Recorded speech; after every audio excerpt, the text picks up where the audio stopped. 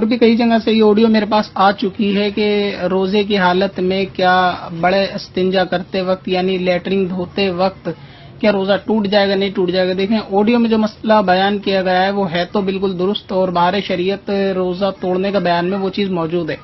मगर ये कि वो सूरत हाल बहुत ज्यादा कम पेश आती है। ऐसा अक्सर होता नहीं है कि कोई लेटरिन में इतना मुबालगा करे यानी इतनी जोर से सांस ऊपर ले कि पानी मैदे में चला जाए, सूरत बहुत कम आती है। लेकिन फिर भी इसमें एहतियात यही है कि जब आप लेटरिन करने बैठें तो कम से कम पैरों को ज्यादा कुशादा करके खोल के ना बैठें बल्कि थोड़ा सिकुड़ के बैठें। खास तौर से खवातीन के उनके आगे और पीछे के दोनों मकाम बनिस्बत मर्द के ज्यादा बड़े होते हैं, तो ऐसे में पानी लेते वक्त इस्तिंजा करते वक्त उनको ज्यादा एहतियात की हाजत है कि इस्तिंजे में ऊपर को सांस ना ले, छोटे इस्तिंजे में भी बड़े इस्तिंजे में भी।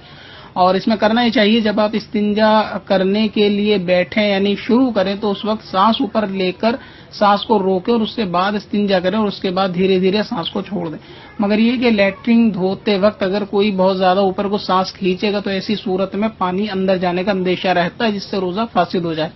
हो जाएगा।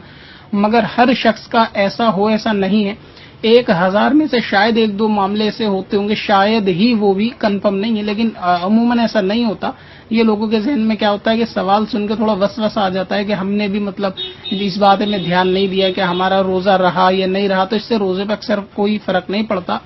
नॉर्मली धोने में। तो इस बात का ख्याल रखें कि ज्यादा ऊपर सांस ना चढ़ाएं बल्कि सांस रोके और नीचे को छोड़ें, और ना ही ज्यादा जोर लगाकर लेटरिन को धोने की कोशिश करें कि अगर पैखाने का मकाम बाहर आएगा और उसमें पानी उस पे लगकर पानी अंदर चला जाएगा तो ऐसी सूरत में भी रोजा जाने का अंदेशा है।